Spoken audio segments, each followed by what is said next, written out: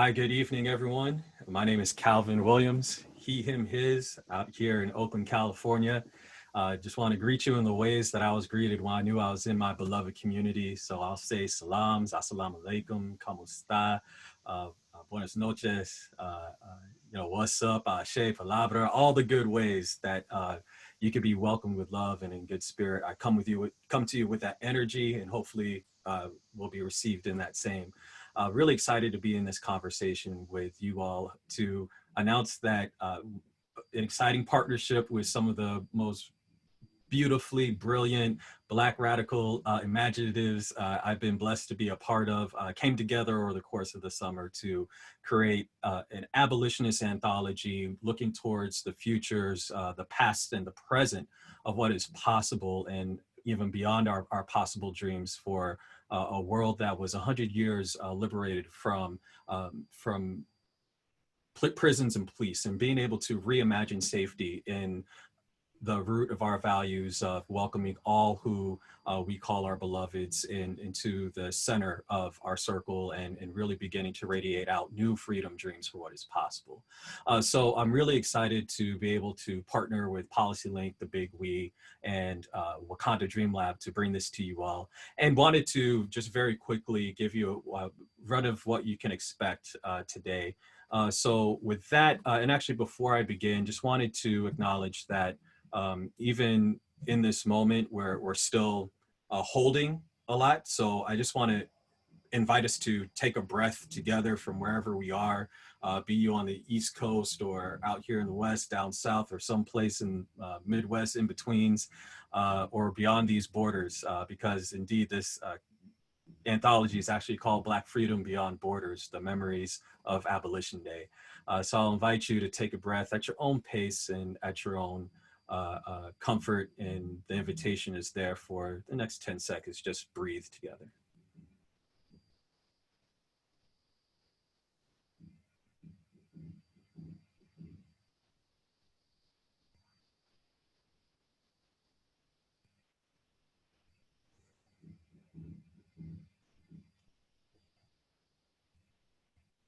All right. So as you can see, we have a pretty direct schedule and run a show. We'll have some welcomes and intros from all of the wonderful people who helped make the Memories of Abolition Day a reality as a story world, in an immersive story world. We'll have a producer cipher, hear about who are the folks that helped bring this together. A story cipher, I'm really excited for this. You're gonna hear from the authors and these world builders directly from their own words and their own stories. And we'll also have a Q&A talk back, and then we'll give you some information about the release date. Before I go on, I just want to acknowledge that, with tech, there are times where things may go a little bit moody. Stay patient with us. I know Zoom had some issues earlier today. Hopefully the system has been, all those system issues are resolved. I do want to also point that we do have closed captioning that is available. If you would like, please just go to the More bar and you can enable the closed caption setting. I also want to remind you that there is a chat function. So if you would like to I will invite you to share where you're from and also participate in the intros. The chat function is there. If you would like to send a note or a message to the other panelists, you can do so. But if there are specific questions that may emerge for you related to the content of the stories, or just want to learn more about the process, drop it in the Q&A, and we'll be sure to include that as best we can in the Q&A talkback session when we get there later in this conversation. So with that, thank you again. And again, if there's any other issues on the tech side, access issues and supports, or any questions that may emerge, please do use the Q&A or the chat function, and one of our team members will be able to support you with that. And want to give a big thank you to PolicyLink, the communications team and their advisors and supporters for all of the work on the unseen end, so to speak, so that for those of us who are on this call, we're able to be in conversation virtually and across time and space, which is so perfect for an Afrofuturist conversation about abolition. And again, just acknowledging that we're in a time where it seems like every single day there's another reminder. And for those of you who've been watching the news today, you may have heard about the attempted murder of Jake Blake, who is currently fighting for his life. And just wanted to just give a moment to acknowledge that when we started this journey together, that conversation that we'll talk about in a moment that began back in January of this year, the landscape deepened, quickened, and shifted in ways that we did not anticipate. But anytime we have another Black body being attacked in this way, we have the reminders and all that it brings up. And I just want to invite you to, if you would like to have opportunities to support, opportunities to engage in the campaigns. Color of Change is leading one. Text Jake to 55156, and that's Color of Change to learn more about how you can support this emerging campaign. And with that, here we are, the Black Freedom Beyond Borders, Memories of Abolition Day. How do we even get here, and what's this all about? We got here with an amazing squad, an amazing group of folks who are brilliant thinkers and storytellers, and I can't wait for you to hear directly from them. We'll be sharing a bit about ourselves, and we'll have 1 minute each just to give you a little teaser about who we are, where we're from, what was our contributed piece to this, and we'll also share why did we say yes in this moment. This was an invitation that, again, that started a little bit earlier in the year, before there were shutdowns and before there was uprisings, and also new ways for us to see what's possible. So I invite all of you to share who you are and where you are, what piece you contributed, and why did you say yes. So just to model that, actually I'm gonna stop my screen share so you can actually see our faces. And I'm also gonna ask, maybe we can drop that prompt in the chat box. Someone can drop that prompt in the chat box. Why did you say yes right now, at this moment, in this moment, to be a part of this story world? So my name is Calvin Williams, again, from Oakland, California, he, him. And my piece that I contributed is The Dream Tank and The Way the Fire Flies. And I said yes because I needed and wanted and prayed for a way to contain all of the process of feelings, of traumas, of hopes, of something different that I wanted to birth for particularly my son. My son Malik is 9 months old, and the stories that I want to tell him about this time are the ones that I believe we create. So that is why I said yes. That's why I'll always say yes, among many, many reasons of why I continue to say yes. And with that, I want to tag it to my Wakanda Dream Lab comrade, Amir. Hi, everyone. My name is Amir Kadar. I use they, them pronouns. I'm originally from Minneapolis, but right now I'm in Baltimore. And that's just kind of where I've been for the majority of quarantine. And I was involved with the previous Wakanda Dream Lab anthology, the one on gender, and that was when I got introduced to the entire project and the concept. And the reason that I said yes is because, number one, I just enjoyed working for the first one, and for this one, I was like, I don't know if I have another option but to say yes, just because I've never had an opportunity to like try to physically manifest Black joy through imagery, and nobody's asked me to do that. Like, that's not the type of thing that artists are just handed on a platter ever. And it's something that I've always been wanting to do. I've also been a little bit burnt out by what's happening in the world, and I wasn't able to muster my own creativity. So I just felt very honored to be a part of this group of amazing artists and to try to represent the things that they had created in this amazing post-abolition world. Yes, do I pass it on to someone or back to Calvin? Yeah, let's hear next from, on behalf of the PolicyLink team, I'll actually go to Anand if you would like to share. Yeah, go ahead. Hi, everyone. Anand Subramanian, also in Oakland, California, he, him, with PolicyLink. I think we'll share a little bit later how this project came to be, and it was a big yes from the beginning for me. Just being a small part of this and observing some at the very beginning and watching such brilliance and being able to create the space for that brilliance to blossom was just a huge opportunity for us to support amazing art at a minimum, and that's one of the main reasons why it was a big yes for me. Should I pass it to other folks on PolicyLink team or back to the cohort? Yeah, we'll take it back to the cohort in the interest of time, but we'll definitely hear from the rest of the PolicyLink team. In the meantime, I'm going to kick it over to Nadia, or no, sorry, Nautica. Hello, everyone. My name is Nautica.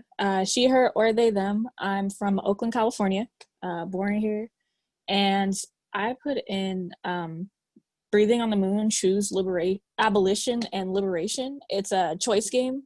So when you read it like on your phone or on the computer, you get to choose how you want to continue your adventure. And I said yes to this project because I also wanted to be creative, but I also felt burnt out, but also like everything was kind of overwhelming. So I thought this was a really good push to work with other people, hear some really cool stories and ideas on how we could reimagine the world in the future. So that was really dope. Yeah.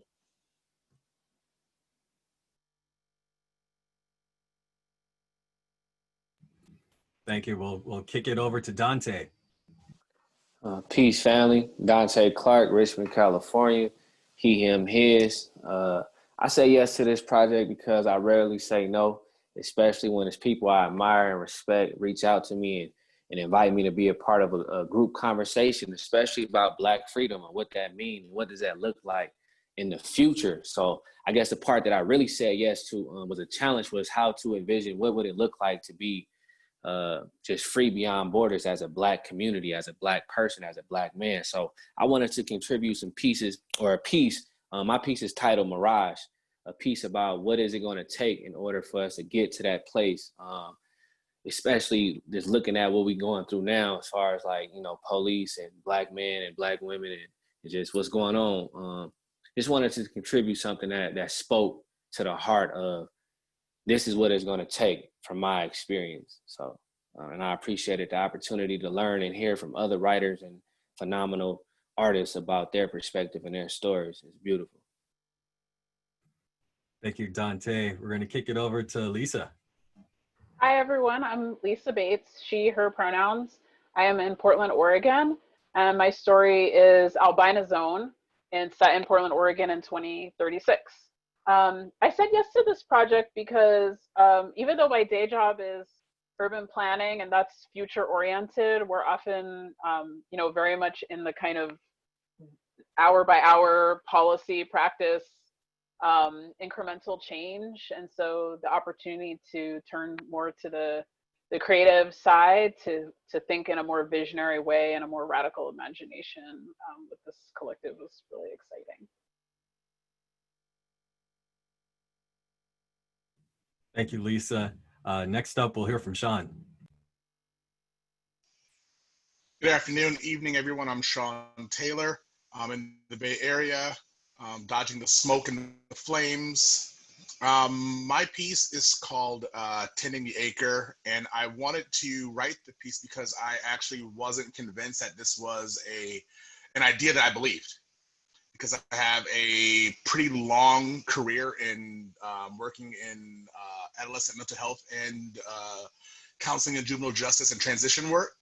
And I saw some of the good that has happened. I don't think we talk about a lot of, and I wanted to see if I actually could write myself into another frame of mind about this. And so I think I made some changes with myself, but the story is really about, you know, what do we do with all 100-something thousand incarcerated people in California? How do we get them reintegrated into our society? Thank you, Sean. Next, we'll hear from Walida. Thanks, Calvin. I'm Walida Amarisha, she, her. I am in Portland, Oregon as well with Lisa. My story is called Rememory, and it is based in, I'm not sure actually what time we agreed. I was like, what year was it based? The future. And it is called the Rememory, and that is also a process by which we're able to connect with ancestral knowledge and experiences. I said yes to this because this is a project I've basically dreamed about my entire life without knowing exactly when I was younger. I've done and facilitated collective world building visionary fiction workshops. So it was amazing to get to be a participant rather than a facilitator in a collective world building project. And I've worked around abolition for 20 years. I think we're in an incredible moment and space in the movement. And this was, I think this is an incredible gift that these organizations and all of these brilliant individuals on this call are gifting to really think about the multiplicity of futures that are possible. And I believe, you know, every single future in this is possible and countless others. Thank you so much. Next, we're hearing from Amber. Thank y'all. Hey y'all, I'm Amber Butts. I'm in Oakland, Ohlone land. My story is called Makiba, Old Beginnings. And I said yes to this project because of all the amazing Black folks that are a part of it and have been around this project. And my story is really all about what regret looks like when abolition happens. I really think that there are so many stories out there, but often we don't talk about that sadness, that loneliness, and what we regret or what we learned. And so I wanted to engage with that. And we'll also hear from Aize. What's up, everybody? My name's Aize Jama Everett. Whatever's clever for pronouns. My short story is called The Keening, and it is about, I don't know, it's part of the Black radical imagination, future and past. I think it's important to imagine those things that we can't yet see. So that's why I joined onto the project. And on top of that, when I saw the hit squad that was on this team, I was like, if I'm not a part of this, then what am I doing with my life? So excited to be here. And we can give some virtual snaps and claps for our illustrious abolitionist and Afrofuturist anthologists who just presented themselves. We'll hear from them again shortly. I do want to give some other acknowledgements for folks who really were able to make this possible. Can't give them enough gratitude for what they've done. Jeremy Liu, Lupe Garcia, Lori Chang, Eric Morrison Smith, Jen Thom, thank you so much from the PolicyLink production team. I do want to acknowledge that this was supported in part by a grant from Kresge Foundation. Thank you so much. And also creative partners who helped us imagine this world, be it in our calls or in sidebar conversations that I had with them as a curator for this. So thank you, Tracy Corder. Thank you, Terry Marshall and Aisha Shillingford from Intelligent Mischief.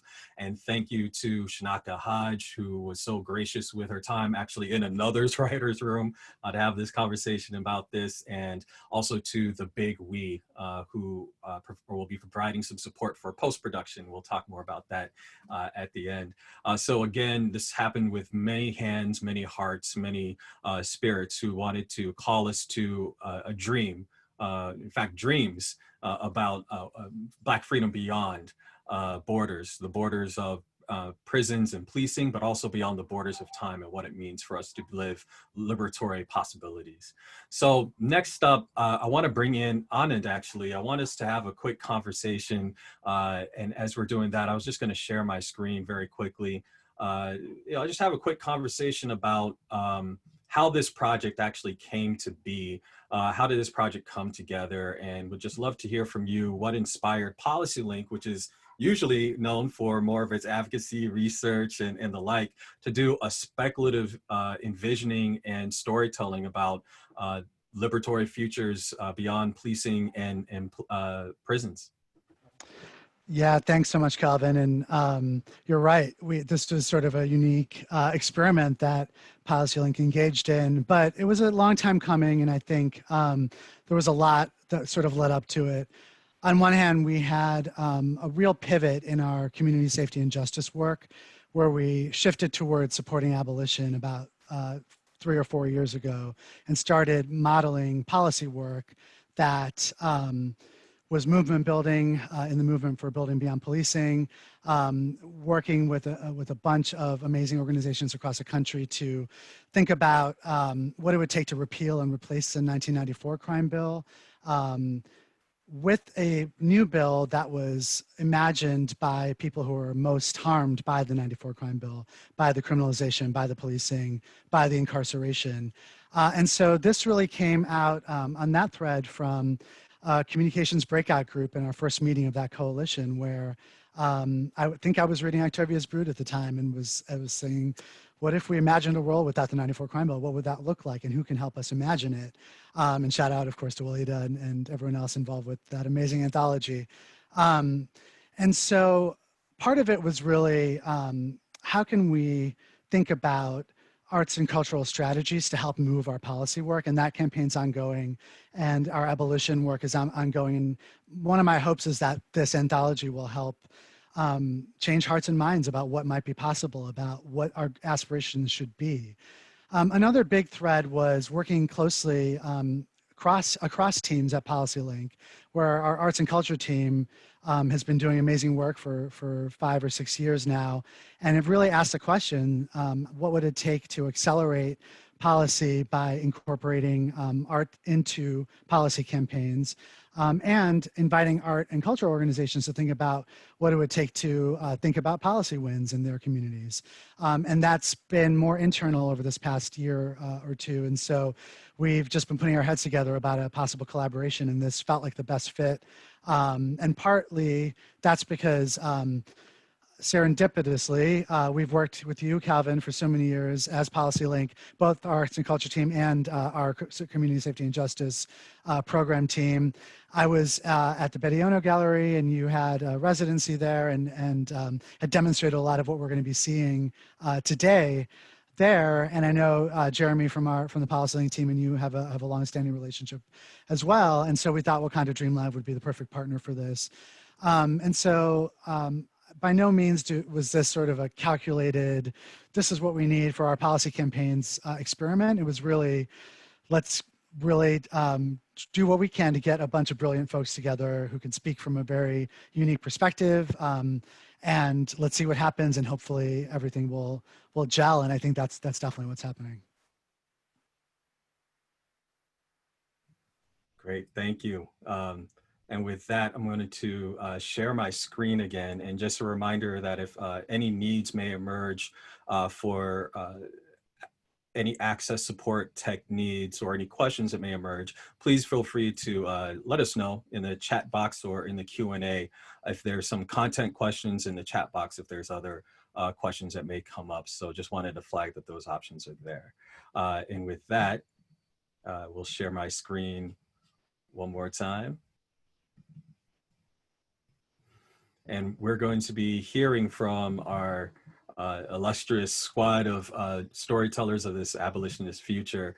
And they're going to dive into this story cipher, being able to share some stories and tell us about their work. So in the story cipher, you're going to hear from the various storytellers share first a 2-minute excerpt to give you a little teaser trailer, a little flavor of what to expect. And then on the second half of that 5 minutes that we have for that is to give you a sense of what we hope that you experience as a reader, as a listener, as an engager in this story world that was being developed, and really give you an opportunity to ask some questions about what may have emerged for you in that. So with that, we'll also be sharing the images that were beautifully created by one of the most amazing artists and collagists that I've had a chance to collaborate with, and excited for Amir to actually be our first, just so you know what to expect out of the juiciness in the art and the imagery that is going to be shared during each presenter's story reading and excerpts. So with that, Amir, I'm going to hand you the mic virtually. Okay, hi again. So I guess when I started doing the collages for these pieces, I came in after the universe was created and it was functional and all the stories were pretty solid. So the first thing I did was I read every single story, and I loved everything I read. And I picked one line out of every story that I felt like I could bring to life or illustrate. And I picked specifically moments of joy or where I felt like the liberation was very materialized, because I feel like as a visual artist, I can start to bring the words into different realms. And I really enjoyed the process of collaging here because I was able to also take these images off of stock photo websites and then completely take them out of their context and put them in a new universe. And I was using images of, I use a lot of Earth-based images actually for the textures. I really like Landsat images from NASA, and I use African art images from the Met Gallery. And I just brought those all together to try to construct the world as it existed in my imagination. And again, it was a really good practice in me, in my own radical imagination, because I was like, okay, I can pull these elements from anywhere, any point in time, any point in history, and then put them all on these contemporary Black people who are experiencing joy. And I felt like I was really able to emphasize that joy is a past, present, future thing. And even though we're working for it in different ways right now, like it gave me hope in the ability to see it in the future. Thank you. And with that, I know you don't have a story to give an excerpt for, but maybe if you would like to share, what would you like for folks who are experiencing the story world to really explore when it comes to abolition of possibilities and also the idea and the concept of Black freedom beyond borders, especially since this is your second round of participating in a story world building like this? I think in terms of what I want people to experience, I really want them to see the collages and start to place them in real life. Because again, I was very intentional picking real life images of Black people, sometimes like in more mundane moments and then sometimes in more post moments. But I think those are images that we can project onto our communities, and we can start actively visioning how liberation can exist in smaller spaces, larger spaces. And I think that was a big intention. I also drew a lot of portals too, because I was thinking like we're physically entering a new world. So the collages were to help people disconnect from what's physically here and start to enter the story universe. Great, thank you so much. So as folks are reading their pieces moving forward, you will be able to experience this side of the story world and be able to experience that invitation to step through a portal to abundant possibilities. Thank you so much, Amir, and so excited for what's going to blossom from there. I'll give folks a bit of a heads up of what more will be coming from the artwork as well. And so with that, we're going to step into the story cipher. So hopefully you all are ready for that. And we will share again, 2-minute reading and then open it up for the storyteller to give you a sense of what you hope to experience, what they hoped you would experience with it. And I'm awkwardly going to allow me to reintroduce myself. I'm going to be up next to kick it off. So with that, I will share my screen so you can see the amazing artwork.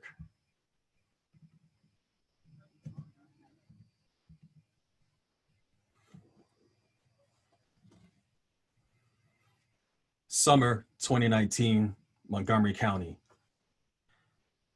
Tell me the story of Gigi Pearlie's song, Baby Nia demanded of her uncle Ali as she continued to procrastinate bedtime. Ali Khalil Brown, namesake for one of their forefathers, was known by many names: Lil Ali, Brownie, King Khalil, Big Ak, AK-47. But baby Nia had the privilege of affectionately calling him by his favorite nickname of all time, Baba Kuya.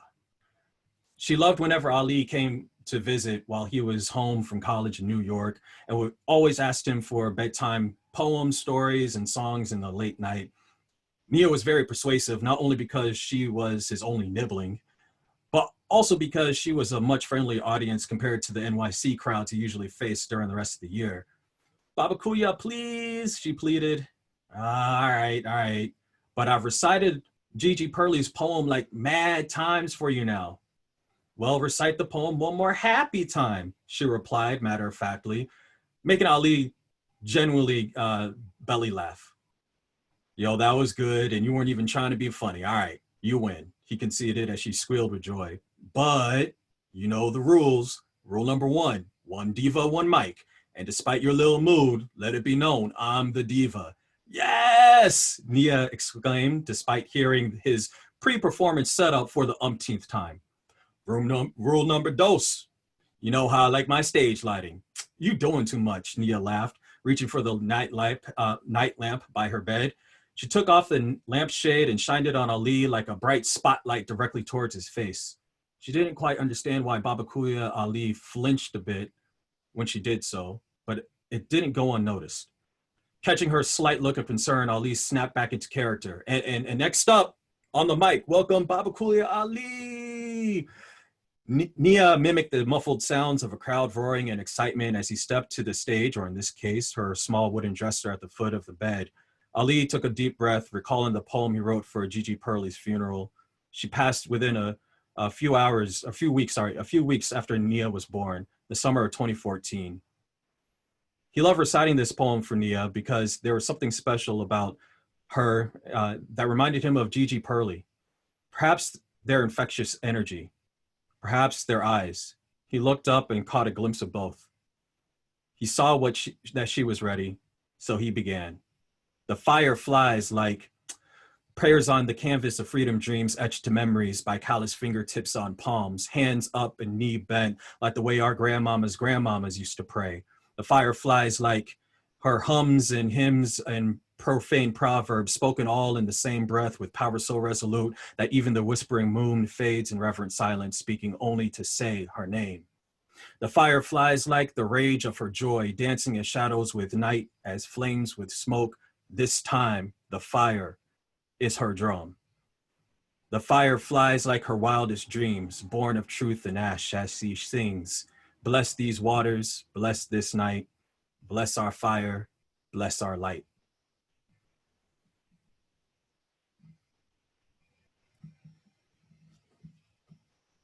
So all the snapping, y'all funny.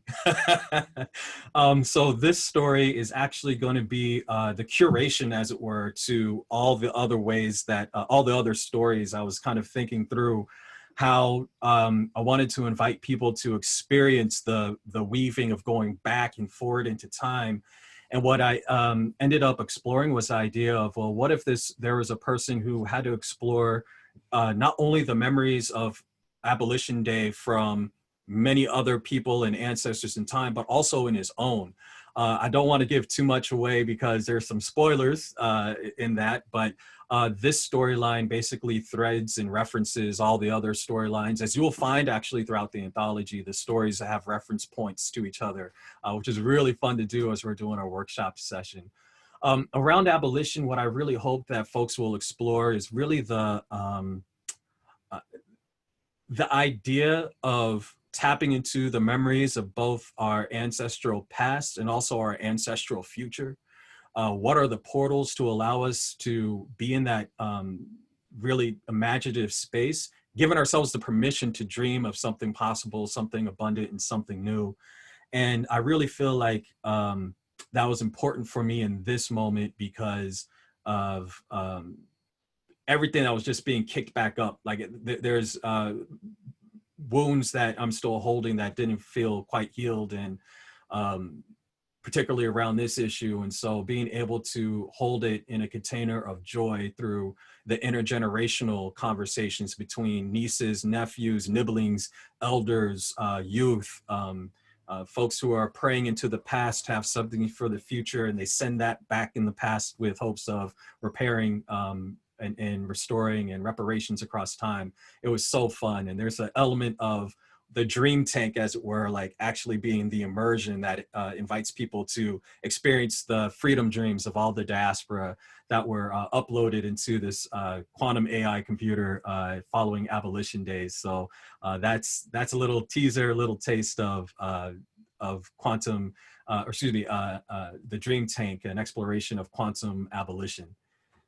So next up on the mic, I'm going to invite, I have Nautica. So Nautica, you're up next, and as you're reading, I'm going to share again the image that Amir had created. Oh, I'm sorry. I think I had it incorrectly listed here for on here. I think next up, actually, I do have. Oh yeah, Nautica. Yeah, I just had the wrong slide up. So with that, Nautica, you're good to go. Okay, good to know. Thank you. So I'm gonna read like some of my choice story. Should I explain what I hope people get out of it before I read it, right? No? Okay, cool. So it starts off, your journey begins here now. You find yourself existing on a strange land. Gray dust shifts whenever you move, lightly floating up before it falls back down. You have to be careful to avoid falling or tripping into any craters. You look up to see Earth staring right back at you. Somehow, you find yourself freely breathing on the moon. Next. Hello, you finally arrived. You turn around and see an astronaut. You feel a smile beaming underneath their helmet. You can only mutter a question regarding how am I here? Why are we all here? The astronaut ponders, but maybe now is not the best time to be existential. How do you respond? The choices are, how am I on the moon? Who are you? You're not real. Silence. I choose, you're not real. The astronaut shrugs. That's what my game developer told me, but value is what you assign to life. At least that's what I tell myself. Who knows? Maybe you're already in a game simulation. The astronaut jumps over to you. Isn't this wild?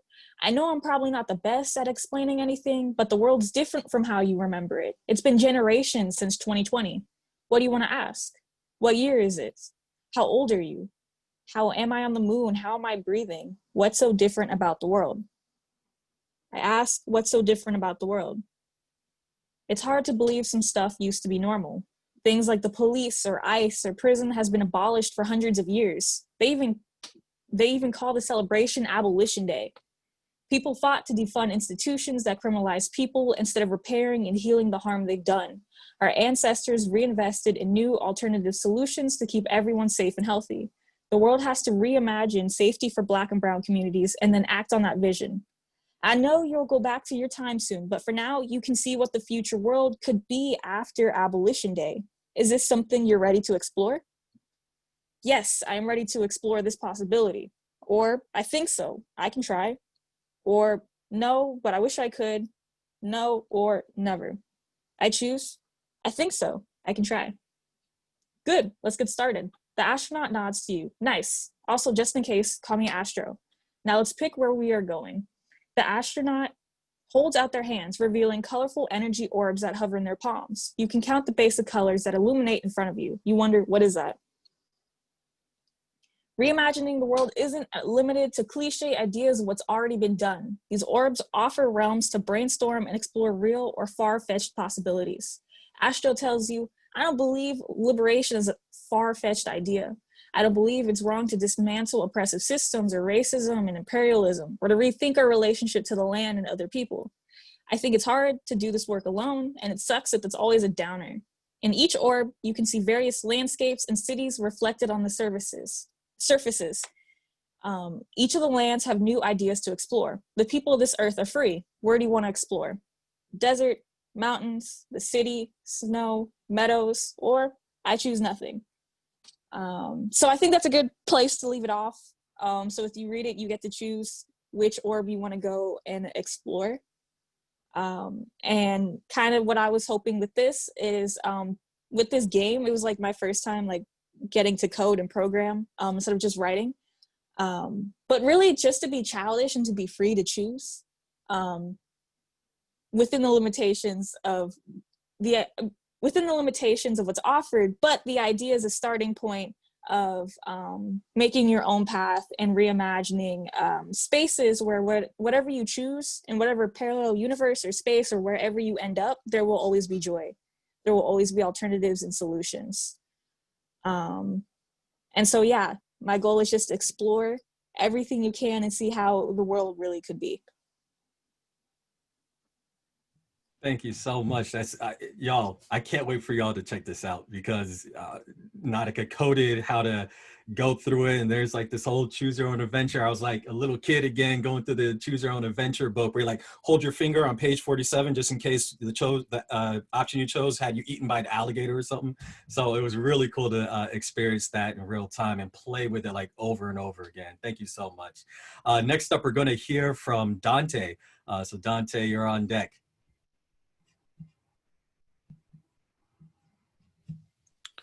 Peace. My piece is called Mirage.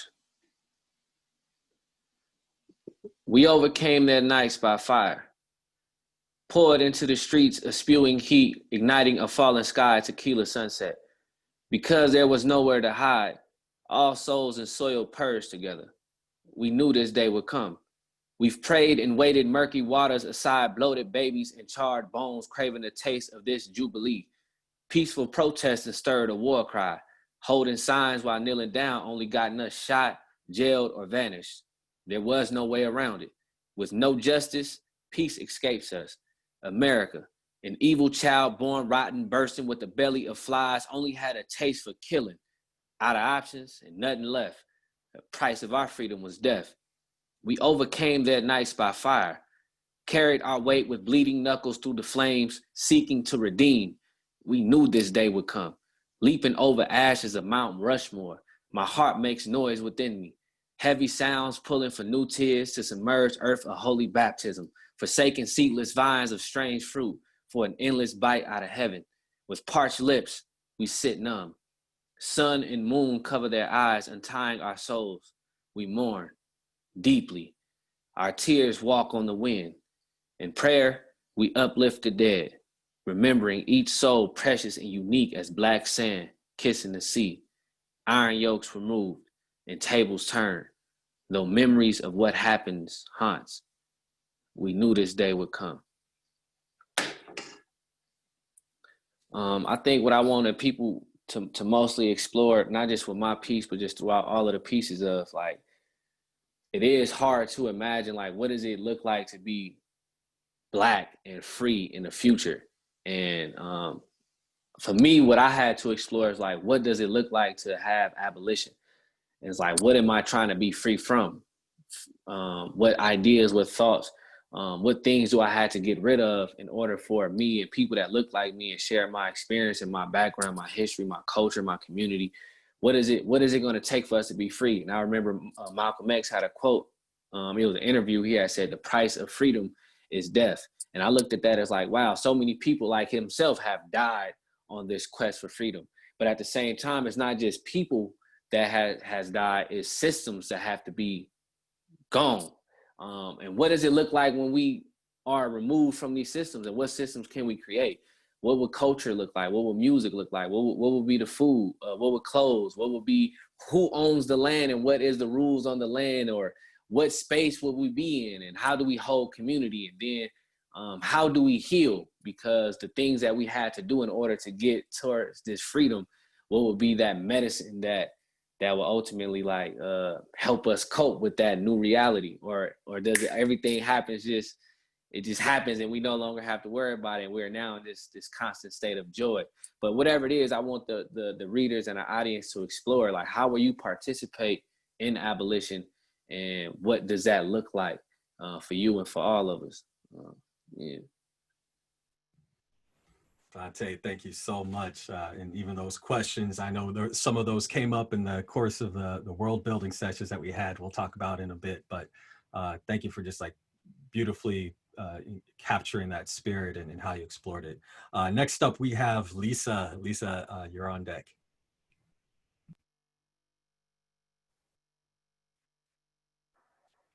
As I trudged up the stairs at AZ High, I thought I saw a flicker out of the corner of my eye at the empty stone base that used to have a statue of Thomas Jefferson sitting on it.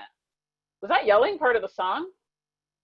I took out the earbuds to join my BFFs on the steps. Listen to this one. I skipped ahead to a track by an artist called KLJ and turned it way up so we could share the earbuds among all three of us.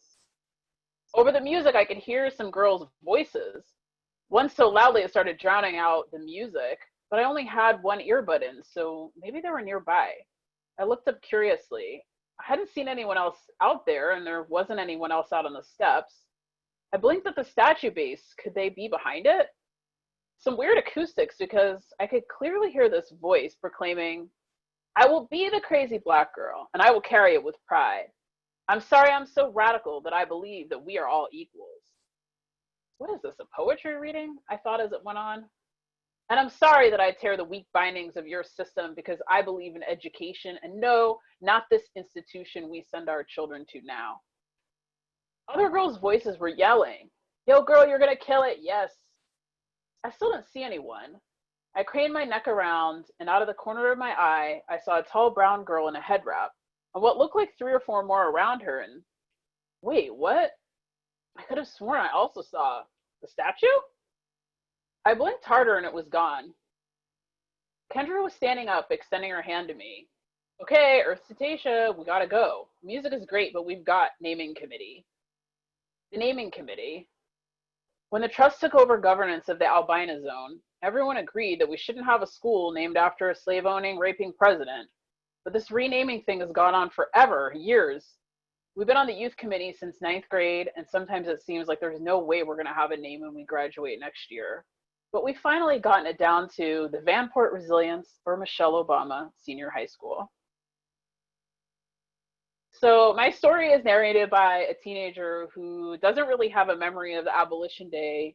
Tasha, she starts to really question what's going on and begin to tune into some voices of Black femme organizers and movement builders, and sort of begin to sort of think differently about the present that she's inhabiting, and also learn about her own connections to how abolition came about, and think differently about the possibilities of the future.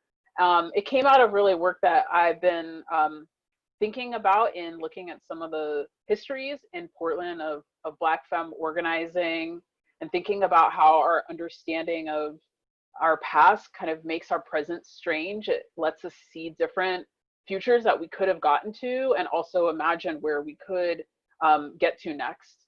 And I wanted to explore also the thought about abolition as a verb and a practice, and our need to continue. It's not going to be just one moment that we abolish and that's it, but that we keep having to push further and further in a continuous way. And I'm always excited about young people's visions and dreams, and how they pierce through hypocrisies, and sort of our hopes for the future.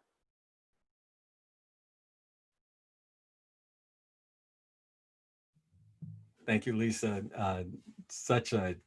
I had so much fun. Like, actually went back to listen to some of the references that you had in your story. So, and there's just a lot of little juicy Easter eggs, as it were, little hints and reference points that the story pulls you in and out of as these cultural assets of memory, both in our current times, but also into the past, and little markers of memories towards a future.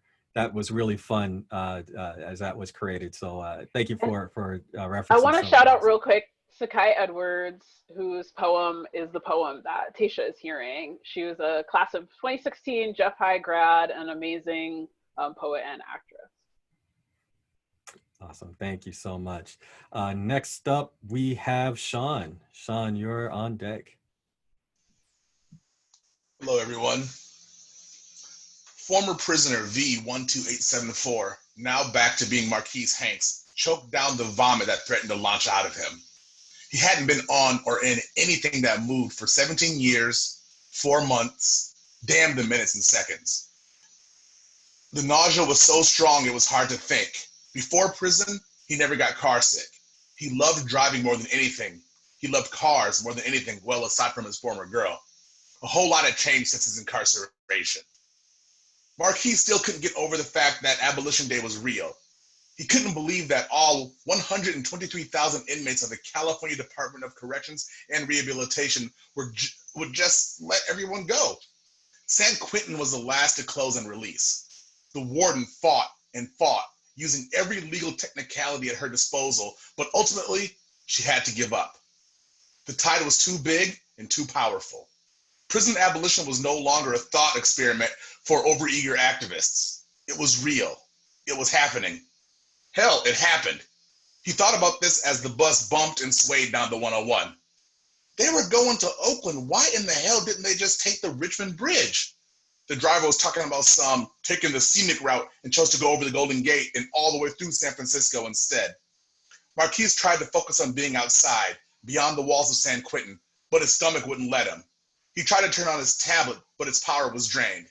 His tablet was in pristine condition. Most of the other inmates, well, former inmates, their tablets were nicked or scratched, cracked screens and discolored housings. Not his. The tablet and what was on it was the only thing that gave him hope the last 16 months of his bid. He clutched the tablet to his chest and laid his head against the cool glass of the bus's window and drifted off. Hopefully he wouldn't vomit in his sleep. Marquise felt himself being shaken and bolted awake. He started swinging. In a handful of seconds, his arms were trapped against his body, and his body was trapped against the bus seat. He never felt anything so strong before. Easy, bruh, he heard a man say. You don't have to do that here.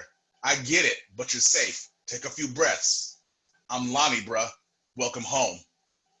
Taking several huge breaths, Marquise cleared his head and saw the enormous mountain of a man Lonnie was. Well over his own 6'2", neck damn near thick as his arms, but with a childlike smile that was inviting as it was unnerving.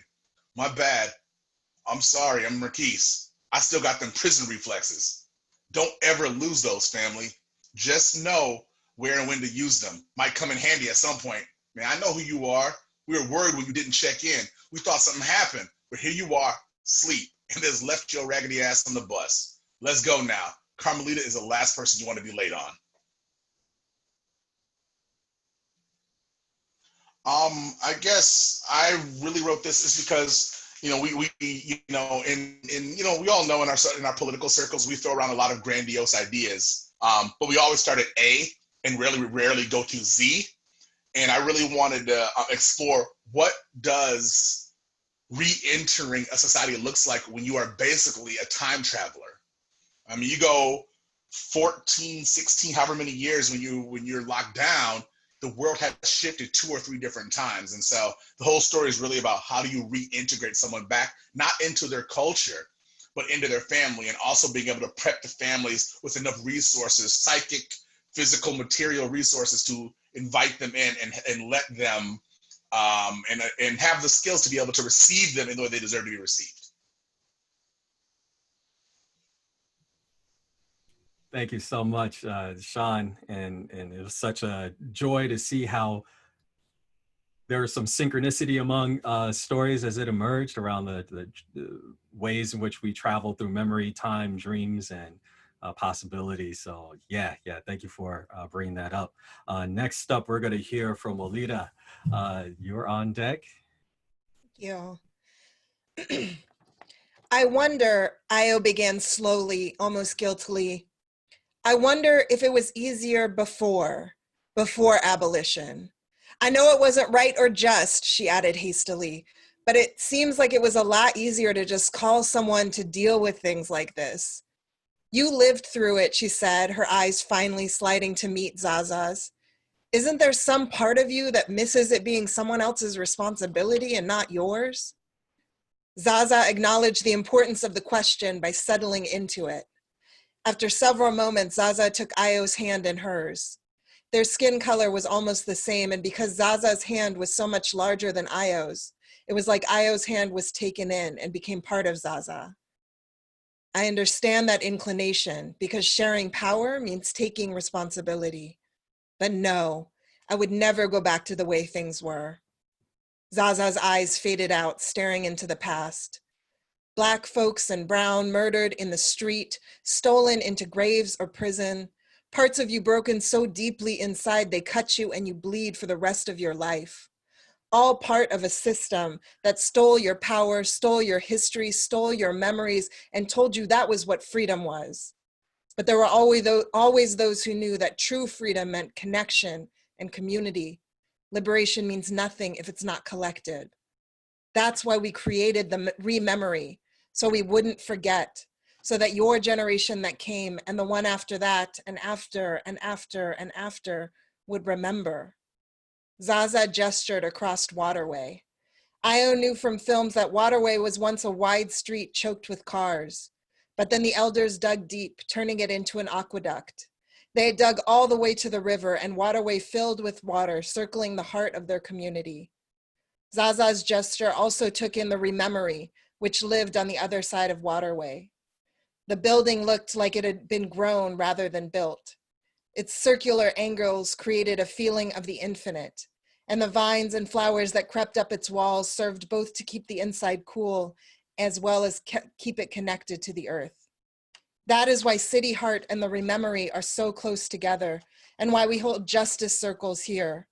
There are other places to gather in Philadelphia, but here we are connected to the Rememory, to the past which is not past, to the future which is now.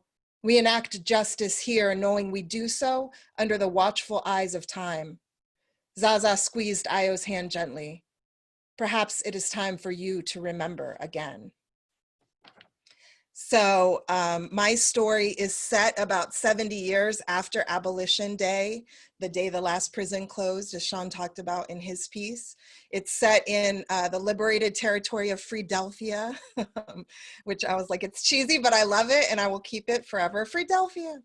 And it focuses on a young Black woman, Io, who's in her late teens. She feels overwhelmed by the responsibilities of living in a collective liberated society. As you heard, she knows that it's better, but she just, worries about the pressure. And so she's talking to her mentor, Zaza, about it. And she ends up going into this, it's a place that is not a place through Rememory that plays off of many other folks and the collective vision we had about time traveling, joy and resistance. And I definitely pulled from Calvin's story as well. And, really created this space where folks go to, root in the actual experiences of their ancestors to just kind of recenter them in why they struggle. And, again, I loved the collective world building process. It was such a gift to share brilliance with so many incredible folks. And I hope the biggest thing folks get out of all of our stories together is the idea that, that Lisa talked about abolition being a process, not a destination. And also, abolition being a spectrum, being a quantum existence. I love Nautica's Black Futurist Abolitionist Choose Your Own Adventure. I love that idea because it allows for the multiplicity of futures. I think, we're told we have to, find the one right perfect future rather than saying, how do we exist in Blackness, which is subversive time travel and quantum liberation? How we can exist in the past, the present, and infinite futures at the same time. And so I just like all of the stories together, reading them, and then with these beautiful, beautiful images by Amir, just really getting to see all of the possibilities. And one of the things I love about all the stories is that things are never perfect. And that makes us better as well. Humans are beautiful and horribly flawed, and we will continue making things that are much better and not perfect, and we will continue being better. And so I hope that my story roots in that.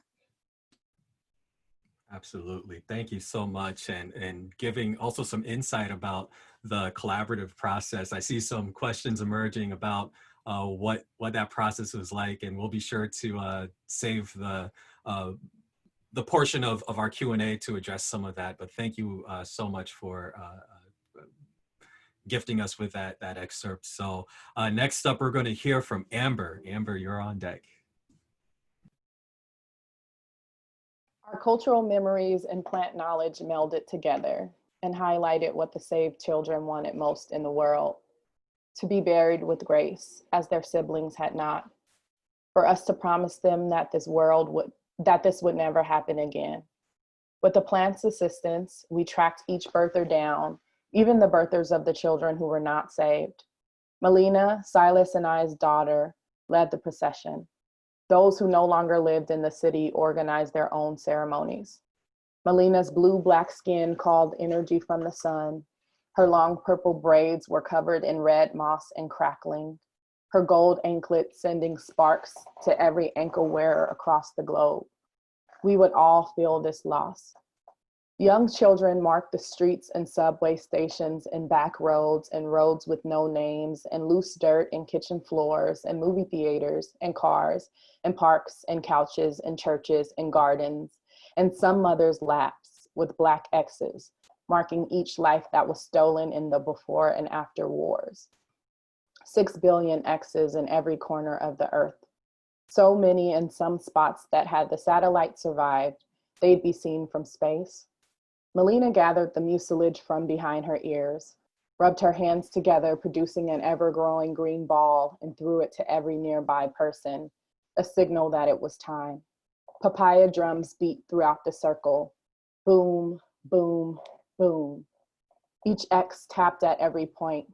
A quick burst of pressure opened the earth and turned it into a wide, needy mouth, mumbling prayers. Eagles from every sect placed marigold seeds in the middle as dancers sashayed into the circle. We all rejoiced. We said our regrets out loud. We promised to do better. And still, when the young girls removed their moss wraps and whispered their dreads to go abuzz, and those dreads started rotating like helicopter rotor blades at the same time, we breathed in sadness too. When they flew up to the rooftops with their rifles, making sure that no one disturbed this moment, some of us wondered if they too would be killed for the promise of a world they would never get to set foot in. The men on the streets ushered everyone in, doubling as security monitors. But it is the children above and below that taught us what it means to reclaim a block. Before me, none of us said a word about the lost children. We openly mourn the loss of the supply chains, but we could not bring ourselves to talk about the fact that we allowed the children to be taken in the first place, nor that 1,916 of them died this time. With help from the plants, we thought, if we could save them, perhaps we could make up for the ways we've ravaged each other. Perhaps we could learn again that revolution is not a land grab. It does not necessitate sacrificing those we think are already irredeemable. I write in this journal so that we remember regret, so that it hangs heavy and close in our hearts, so that it may never happen again. We said anything for the revolution. We made plans and promises to stick by them no matter what, but not this. We didn't blow up those towers to then do what those people in them have done to us. Where was I? Ah, yes. Every place is a graveyard. This is something everyone must know. But there is also sun and blood and water and history. We must take all the things we know and rebuild them. Makiba was not the first village to blow up the police towers. Just last Tuesday, a Kumba resident successfully threw every free-flying surveillance camera from the sky. Language is like that. It tries its best, but in the end, there is never quite anything to describe the brutality of the world. There is now a paragraph with all of us in it. There is now a photograph with all of us in it. It holds our past, present, and future memories. If we listen closely enough, we'll be able to travel through them to a place in which we are all here, free.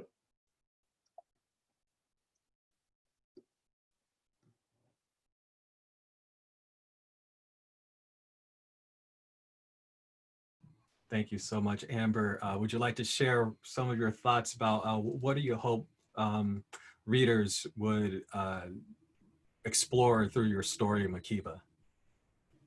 Yeah, I think one of the things for me was like recognizing that abolition is real, it's tangible, it's also not a utopia. And so I wanted to really play with, and not even play is not the right word, but I wanted to really imagine and feel what it feels like to regret when we get to abolition and when we move beyond that too, because that's just one step towards our freedom. There's a part in the story where there's a grandmama character, because the story is an intergenerational story, and she sings a song to both the people and the birds, and she says, there are children below the earth.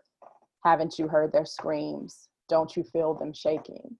And so I wanted to make clear what's happening in the world right now, specifically with Black and brown children all over, with ICE, with police violence, police brutality, and the murders that are happening that we know of. And also make real and tangible what it's like to be running down a street and then you don't come home, or to be laying in your mother's lap and you don't come home, or to be sleeping on your grandmother's couch and not come home. And these are all stories and realities of what Black children have experienced. And so I wanted to make their deaths real and their lives real, and really get into some kind of playful stuff, but also some just really intense grieving, and also recognize the attempts at re-educating and normalizing death and brutality for Black and brown children and Black and brown folks especially. And so I won't tell y'all all of the story, but the story begins with the last of the police towers being blown up. And so that happens, but then there's also some stuff with, they don't think about who's in those police towers and then who's below. So it's also like kind of an environmental story in that sense. That's really all I want to share. Thank y'all for listening. Thank you so much, Amber. And because you didn't give away any spoilers, I won't either, but there's definitely other explorations of that, and that is all I'm going to say. Next up on deck, we have Aize. Hello, I'm gonna try and respect this 2-minute timeline. Did you hear, Whips? We are alien song. Yep, I got that. No idea what that means, Whip said, sighing. Whips instinctively knew it was true. We are what is left of a people, not from here. All we are is a song. Now, I see you. You're not a song. We are always singing to be seen. We will show you what a rest looks like. Immediately, the image, the hooded figure squatting before Whips, began to fade, a stutter on the film screen of life, watching it pulled on a deep panic inside of Whips. Okay, I get it. If you don't sing, you don't exist. Yes, the song said back. As it did, the full form reemerged. We have learned to sing in the deep of space with no oxygen. Pulled by black holes into other dimensions, we sing. Burned into the hearts of new suns, we still sing. All that we are now is song. Why? Whips asked. The first question the song asked still rattled in Whip's mind. Why are you song only? Were you once more? We policed, the song said, and it dropped its tone even more.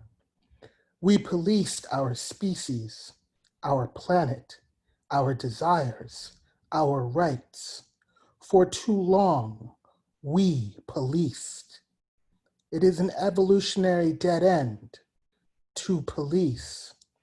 We realized too late. As our planet and bodies and desires and rights died, the only thing we could hold on to was our song. We are the song of an extinct species.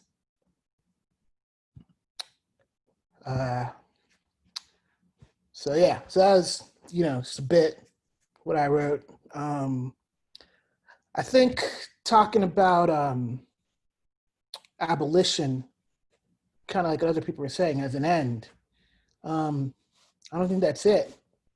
I think part of being a Afro-futurist, as I call myself, is to imagine what happens after the future, so to speak. And so it was a simple question of what happens if after we abolish the police, the aliens come?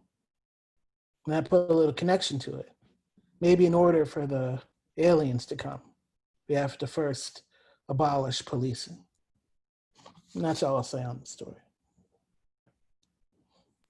Wow, thank you so much. There's so much more. Oh, I can't wait for y'all to read all the other stories. I had another story. I'm gonna read a shorter excerpt, and I'm actually gonna use that as the lead in into the Q&A. And so with that, I will share screen again to get to, I think this is the one that y'all didn't see. So I'll be quick.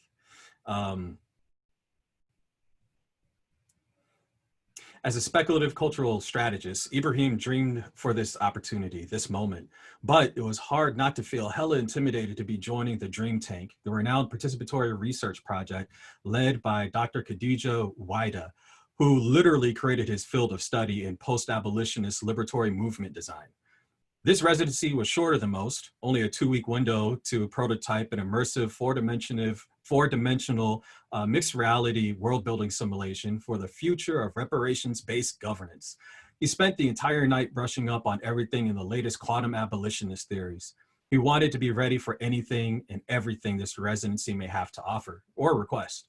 Ping, good morning, Ebe, and congrats on your first day of Dream Tank. Aya, his AI assistant, embedded in his nanotech bracelet, added extra emphasis by projecting the words to him in augmented reality before continuing. You have 30 minutes before your first residency meeting. You should make your way to the Dream Tank now to get there in time. Word, thanks, Aya, Ibrahim replied. Can you unlock a hover scoot for me? And set course for Last Chance Cafe, please. Should I place an order for a CBD-infused chamomile tea? Might help calm your nerves. Your bio-aura and heart rhythms are elevating. Ha! You know me too well, Aya. Yeah, appreciate you. Say less, I got you. The app's vocalization setting was matched to resemble a bio-aura vibe that he trusted most. In this case, a beloved great auntie who had become an ancestor while Ibrahim was young. Though having grown up with wearable AI, AR, nanotech apps, he still thought it somewhat awkward to speak in casual, familiar terms with artificial intelligence. I'm gonna skip a little bit. The timing couldn't have been more auspicious for Ibrahim to start the residency. It was the first Monday after Abolition Day Jubilees, celebrated in all the bioregions known as the Liberated Territories. From here in Ohlone County to Albina Zone in Portland, to the floating ghost towns of Gun Island Chute, and especially the border towns of Philadelphia, City Heart, and Ivulu, neighboring the United Confederacy of Freedom States. This commemoration for the day the last prisons fell held even more meaning following the war. The second Reconstruction era has begun, and it might be our last chance to get it right. And I wanted to share that piece just to cue up that all of the stories have a way to like weave with each other, and there was a collaborative process. And it looks like we got a couple of questions actually to that. So I saw one question in the chat. I saw another question in the Q&A box. I'll go with the one that kind of asks about this collaborative process. I wanted to hear more about the choice of the title, Memories of Abolition Day, and how the memories of frame impacted some of the creator's imaginative process and conceptualization, because we got to that whole thing, Memories of Abolition Day, and even Abolition Day through a creative process. Walida, would you mind maybe kicking us off? Because I think you were holding that conversation to lead us there that became the focal point for how we were able to look back and forward. And then I'm gonna open it up for others to speak about that process. Oh, sure. I mean, it was an amazing visioning process where we were just really imagining, this future. And I mean, our stories, I love that we shared the stories in a non-linear fashion, because we're all sort of time traveling listening to these stories, because they span actually like 500 years. So it's pretty incredible. And we created touchstones in that world, and one of them being Abolition Day, the day the last prison closed. And we were all very, very clear on wanting to, to have that, as well as to recognize that 2020 was a year that something that changes the future began, and is something that folks in the future will look back on and see.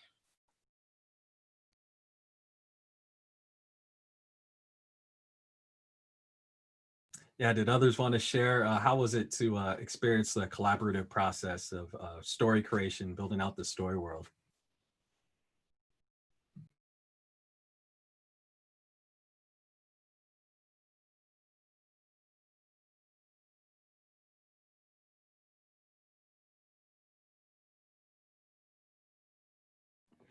I came to collaborate, what brought me in was working with the talent that we heard tonight. So it was kind of like getting to talk to a few folks who you maybe have worked with before, or whose work you've admired in the past, and just almost like old school D&D. You like Dungeons and Dragons. You just get together, you tell each other stories, and then you just well, you got dragons. Yeah, well, I got dragons that don't shoot fire, but they shoot electricity, right? But instead of that, we're imagining ourselves, and we're imagining our futures, and we're imagining our past as well. Like all this has been said before, and all this will happen again. So that's pretty much why I did it. I did it to work with the people that were here.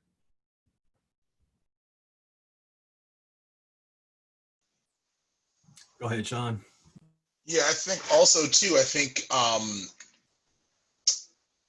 with everything that the global African diaspora has gone through, that we still had the ability to dream is nothing short of miraculous.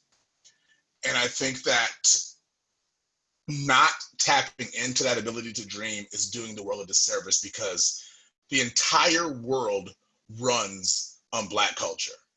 Whether they want us or not, they want the culture and what the culture can do to liberate other people. And I wanted to, and I think a lot of times as Black folks, our cultural production goes away from us. It goes into other people, utilize it, capitalize on it, repackage it, and then they sell it back to us. It's like a native dude going to a museum to see stuff that his granddad has in his closet. You know what I'm saying? And I just don't think that, I think that, my focus, in my second half of my artistic journey, my artistic life, is really to figure out how to reify Black culture, Black cultural impact for global Black people.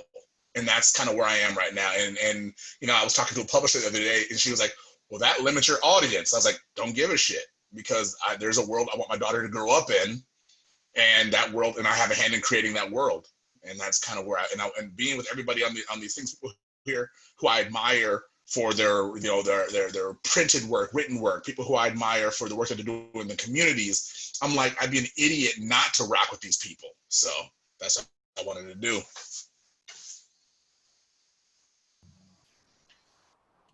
Anyone else like to, from the story writing dream team, like to contribute to that question? All right, I think we'll have time for this question as well. How do you see these pieces helping us metabolize trauma, particularly metabolizing historical, intergenerational, racialized trauma? And I know a couple of stories touched on that very explicitly. Sean, maybe you could have us start off about that, because you did talk about intergenerational joy and epigenetic joy in our world building session. Yeah, because I think that, I think there's so much pathology put on Blackness itself. And I think that, despite whatever I've been through, Blackness has been one of the most liberatory things that I've ever ever had. I mean, like, y'all got Rush Limbaugh, we got Prince. Like, come on now. Like, how are we even how are we even framing our mind? And so we talk so much about epigenetic trauma, which is real. It is true, but I'm also not really one to be on some zero-sum game or some all or nothing, you know, like, no, the world's expansive. I'm a pluralist. And so I wanted to figure out what other things were passed down. And I know, despite what my ancestors went through, they have joy. They had joy in their lives in a way that does not get passed down, because we pass down warnings for self-preservation's sake, but we don't pass down how to laugh. Like, I know it took me a while to understand what laughter actually meant, or how to laugh in a way that wasn't like, and covered your mouth because maybe it was inappropriate, or maybe you'll get looked at the wrong way. And I think by so many of us, we repress our joy in that, so that also renders us invisible in a way. And so I really want to say, like, what did my my great grandfather's name was Triumph McConnell, and he lived for 106 years old. He's in Jamaica. He was chopping up British people with a machete, and that's in me. But then I heard that all he would do is roast people. And I'm wondering, that's where I got that from, that laughter, that ability to laugh at myself and laugh at others and laugh with others. That came from my great-grandfather Triumph. And I think that we don't really acknowledge the happy that our ancestors give us. I think we acknowledge a lot. So I'm figuring it's like we have to understand that even sometimes joy doesn't even have to be the revolution. Sometimes joy is just like, I'm fucking happy. Can I just be happy without it being fucking politicized all the time? Like, I'm black, shit, let me just be happy. I don't want to have to, everything got to be a mission all the time. And so that's why I really wanted to put in about epigenetic joy, because I know because not all my ancestors were moping around. Some of my ancestors were jokesters and tricksters, and I got that shit in me too, so. Oh, I feel that. I want to tag in Lisa, because you also talked about that intergenerational part of, you know, just the process, you know, specifically for a young person navigating it, and then for a parent to navigate it. But yeah, do you want to speak a bit about that? Yeah, I think, so Taysha also has a relationship with her mom that's a little bit difficult, because she doesn't want to talk about what has happened or how we got to the uprising. And so there's definitely an aspect of intergenerational trauma. One of the things I was thinking about was, like, kind of when I was a young person coming into organizing, people would say, when we fight, we win. That was like the slogan, but you don't always win. And so what happens if you don't win? Did you lose? And do you quit? Are you burnt out? And so I wanted to think about how, by looking into the past and looking at previous generations and like reconfiguring the story of what happened before, we could rethink about, like, what was it that we won? Maybe we won a moment in time where we created something for ourselves, or relationship building, or a different kind of vision. Maybe we don't even need to use the word win. And that maybe getting out of some of those binaries could help us to get into more of a healing space, and also more of an imaginative space. I appreciate that. There's so much more we can explore, and actually, I'm looking at the time. We only got about 5 minutes left for the time we had scheduled together. We will definitely maintain a way to have open contact and conversations about this moving forward. And there are ways that you can continue to build and experience this dream world. I'm going to make an announcement, and then I'll have a closeout from the folks who contributed. You know, again, to have you all have the last word. So very quickly.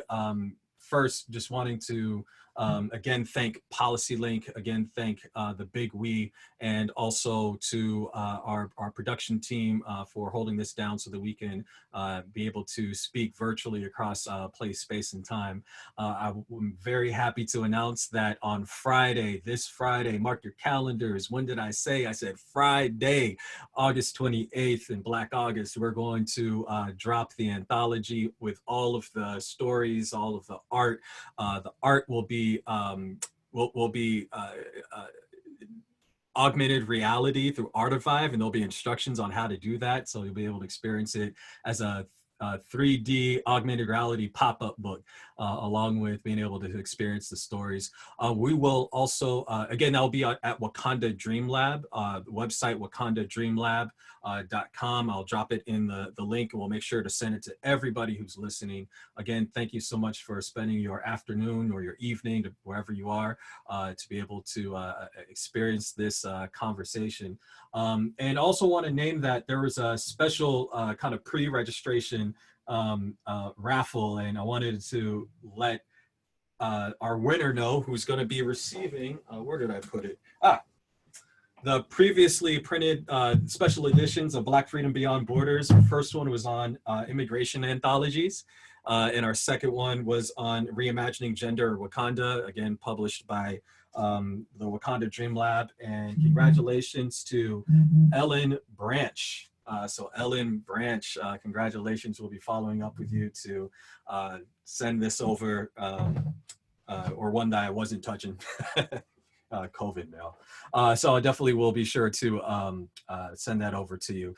And lastly, just wanted to give the folks who wrote stories a chance to close out, and just have an opportunity. One of the questions that I had listed was, what was your highest hopes for this story world? As folks are now kind of primed and ready to go, just want to give you opportunity to share, 30 seconds or less. What is your highest hopes for this story world? I'll start off and say my highest hope for this story world is that it creates the portal for us to, the portal of permission to dream radically, boldly, unapologetically about the world that happens after the thereafter, because we're there too. And as we create that space and that permission, granting the permission for others to be world builders of a post-abolitionist future. With that, I'm going to tag in Nautica. Nautica, what is your highest hopes for people experiencing this dream world? I would say my highest hopes would probably be like, this world right now is like a seed. And so that we all hear it today or Friday, and that it continues to thrive and grow. And then eventually it'd be cool if all of this stuff was real, or at least, creatively imagine it one day. I'm with you on that. Thank you, Nautica. Dante, what's your highest hopes for this story world? Highest hopes is that it manifests. I hope it manifests in real life and in all of different other types of art forms, video, music video, film, TV, podcast, show. I want it to manifest and talk about it, shirts, everything. I want it to be all over the place to where it just becomes, that's what it is. That's what we fight. That's what we walking towards. So I want it to manifest. Thank you, Dante. Next up, Lisa, what's your highest hopes? Yeah, my highest hopes, because I see a lot of my organizing comrades on the participants tab, is that, everyone who's been staring down into a budget document and a policy proposal, trying to unpick every stitch of this current world, can lift our eyes to the horizon and see where we're aiming. Thank you. I'm going to kick it over to Sean. What are your highest hopes for this story world? I really hope that our highest hopes, my highest hope is really about people holding each other differently. When it comes to this, I think a lot of the times people are getting swept up in systems because they don't have the support that they need. And I think that, holding each other and holding each other mutually accountable for how we impact our communities, I think is what I really hope for this. I think that each story in this anthology has showed tangible, despite it being fiction a lot of times, has showed tangible ways with which we can actually approach this work and give us a bunch of tools. And so not just as a great anthology, I think it's a wonderful tool set. So I think hopefully people can find the lessons and hold each other accountable. Thank you. Gonna invite Walida. What are your highest hopes for this story world? Yeah, everything that everyone has said, incredible. And I hope that folks recognize through this, again, this continuum of Black abolitionist resistance in this anthology that spans from, 1919 to 2419, that you really see that abolition is breathing next to us, and it's not something in some far off distant future that we can't touch. It is here, it has been here, we are building it every day, and we can do the work to bring it even more into existence in the present, the past, and the future. Thank you so much. Amber, what are your highest hopes? My highest hopes are really just for, you know, folks to come away with it as like abolition is not fantastical. And, you know, our ancestors have been abolitionists for a very long time. My grandparents were the folks who showed me what was up, and those were in everyday conversations. I think lastly, I want it to feel like home. You know, I want us all, it felt like while we were creating, we were all at this big table, although it was virtual, eating food, talking shit, and sharing stories about where we come from. And that is our history. That's our birthright. And so that's what I want folks to come away with. Thank you. And Aize. Oh man,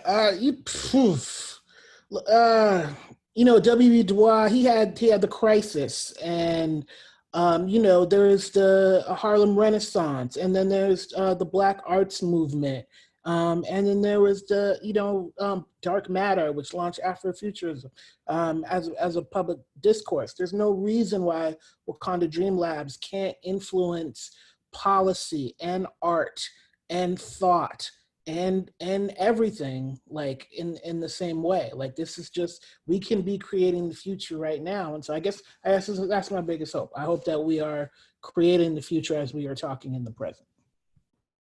Thank you so much. Y'all are just amazing and brilliant, and just gave us an opportunity to explore what may be possible right here and right now, and inviting us into just that spirit and energy of Afrofuturism for liberation. Thank you all so much again. I wanted to also, I know we're a couple minutes over time. I promise we'll close out in the next 60 seconds here, but I would be remiss if I didn't give an opportunity for our production partners, PolicyLink, on in if you would like to share any closing thoughts about how folks can continue to contribute, or any other final words about your highest hopes as PolicyLink for this anthology. Thank you so much, Calvin, because I was going to chat this, but I just wanted to give you a huge shout out. You were holding so much, and really appreciate you and your vision and your work, and just how amazing of a partner you've been, and hopefully the start of many projects that we'll work on together.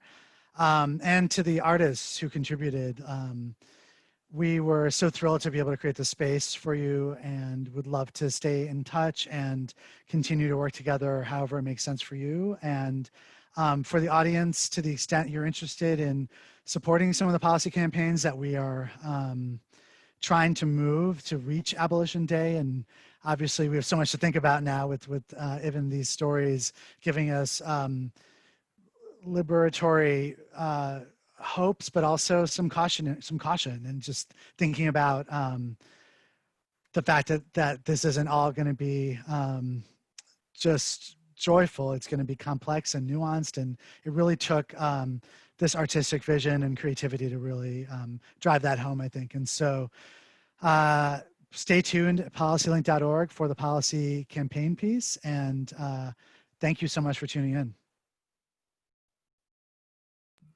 Blessings to you all. Thank you again. And check us out, wakandadreamlab.com, policylink.org, thebigwe.com. We're going to be dropping the release of the anthology August 28th, this Friday.